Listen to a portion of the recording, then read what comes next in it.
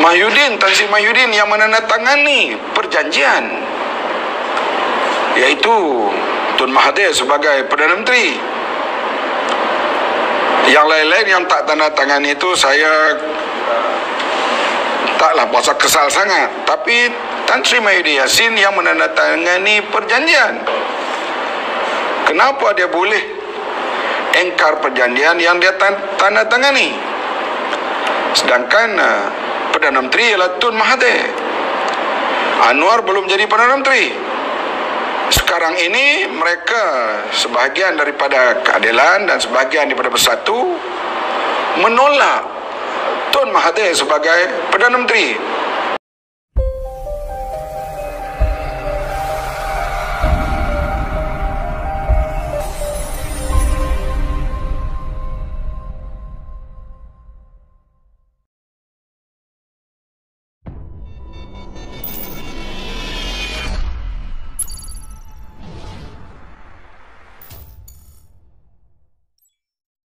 Jangan lupa subscribe ha.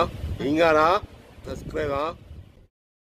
Hari ini saya ingin bercakap sikit soal perkembangan politik yang berlaku di Malaysia sampai ke hari ini secara ringkas.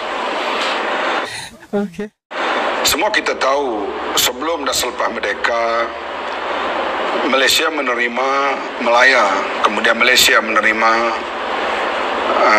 konsep demokrasi, kemudian raja berperlembagaan, konsep pemerintahan yang siapa yang perolehi majoriti mereka lah yang akan menguasai kerajaan. Ini yang berlaku dalam pilihan raya sejak tahun 55, 59 sampailah kepada pilihan raya 2018.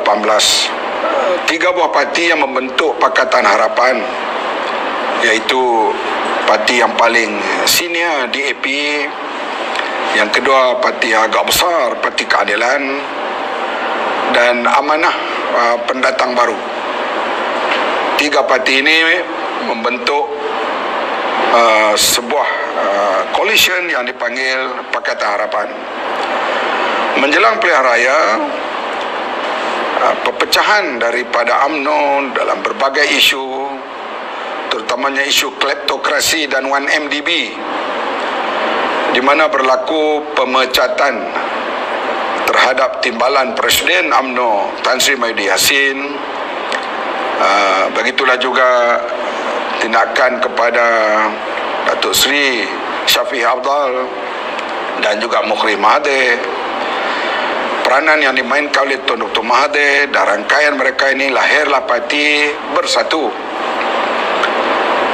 Setelah berlaku perundingan, pergi balik, perbincangan, pro and con, akhirnya Bersatu diterima menjadi anggota Pakatan Harapan.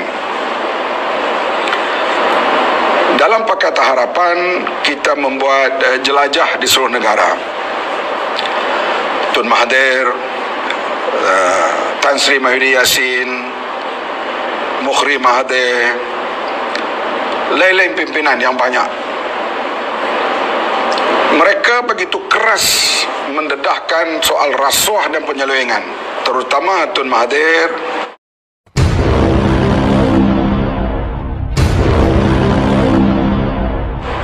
Tan Sri Mahyudin Yassin, Mukhrim Mahathir dan lain-lain pimpinan Bersatu. Tan Sri Mahyudin Yassin, penentangannya terhadap rasuah dalam 1MDB menyebabkan dia terpecat daripada UMNO. Maka kita saling bertemu di atas pentas, berbincang dalam mesyuarat, dan kita bertekad untuk bekerjasama menghadapi Barisan Nasional dalam pilihan raya 2018.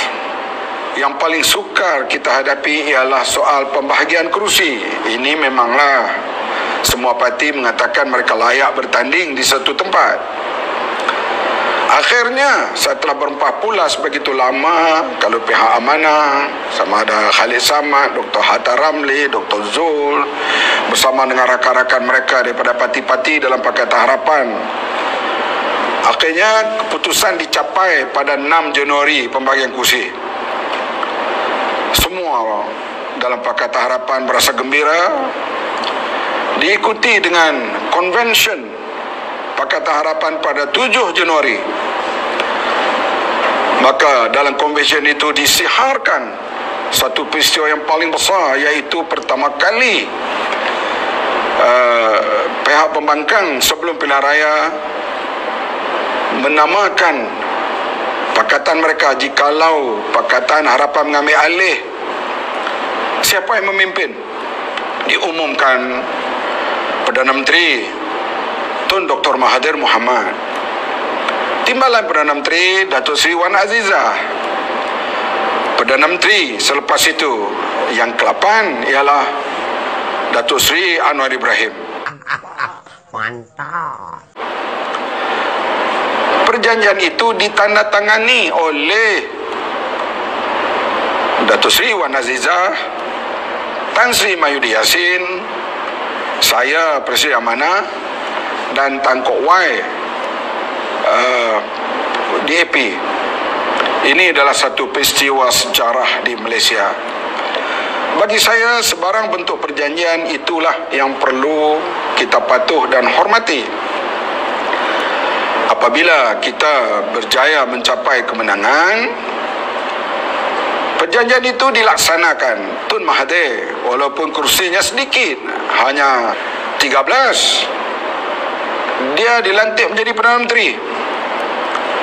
Datuk Seri Wan Azizah pertama kali wanita menjadi timbalan Perdana Menteri di Malaysia.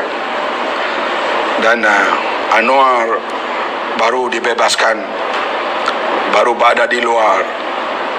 Kita dalam perjalanan pemerintahan ini adalah berbagai pihak rungutan.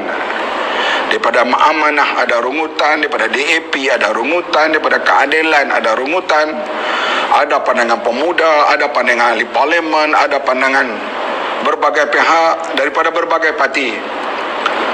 Bagi saya itu perkara biasa. Yang paling penting ialah perjanjian. Apa yang berlaku selepas lebih kurang 22 bulan pemerintahan berjalan, ura-ura begitu kuat, ada pihak yang tidak mau. Perdana Menteri selepas Tun Mahathir ialah Anwar Ibrahim. Secara ringkasnya, saya tidak boleh faham.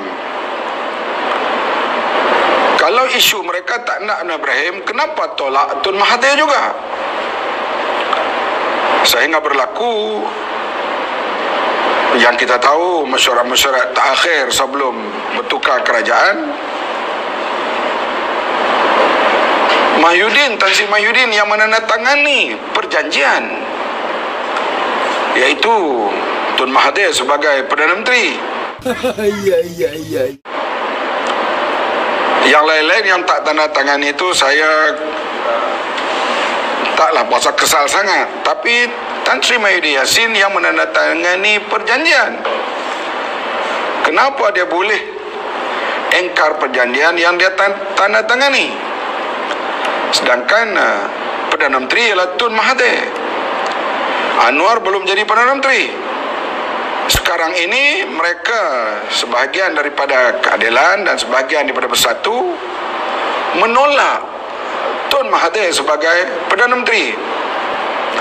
Bahkan mereka menggantikan dengan Tan Sri Mahyudin Yassin. Saya tak ada masalah peribadi dengan Tan Sri Mahyudin Yassin. Saya amat hormat beliau, seorang pemimpin yang berpengalaman.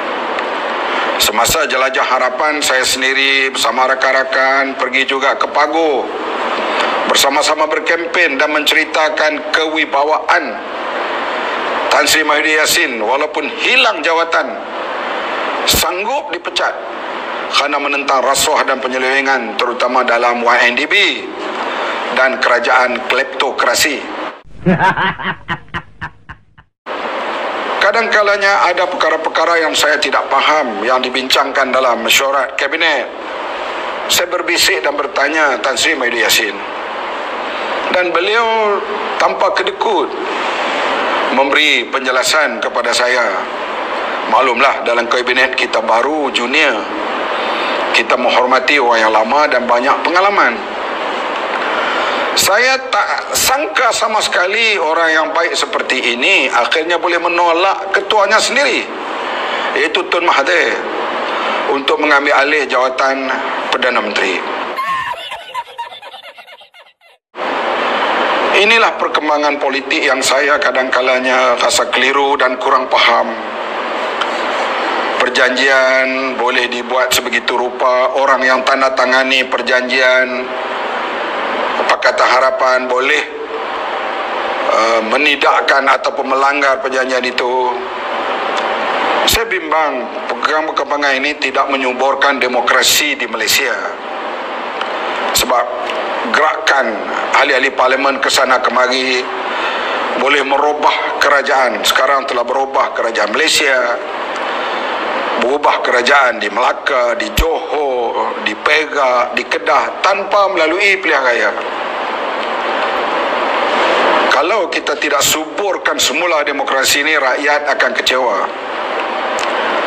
Ada di antara mereka yang balik mengundi, terutama daripada Australia, New Zealand, Taiwan, daripada Timur Tengah.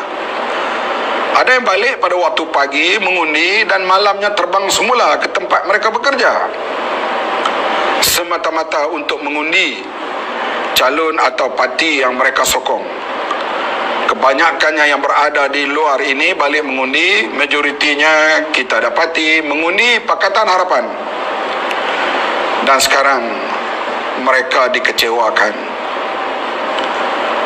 Oleh itu, bagi saya, mengembalikan mandat rakyat adalah satu agenda yang paling penting sekarang ini untuk kita memulihkan demokrasi, sistem pilihan raya, kepercayaan rakyat kepada perjalanan demokrasi mesti dipulihkan.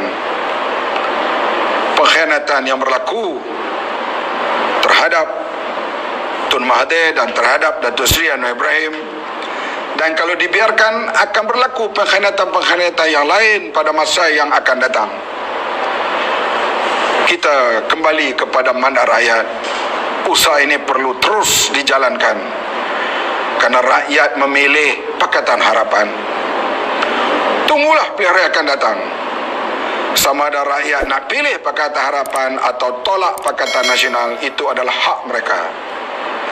Ataupun mereka tolak Pakatan Nasional pun boleh, pilih Pakatan Harapan plus-plus pun boleh. Ini adalah hak mereka. Mandat rakyat perlu dikembalikan.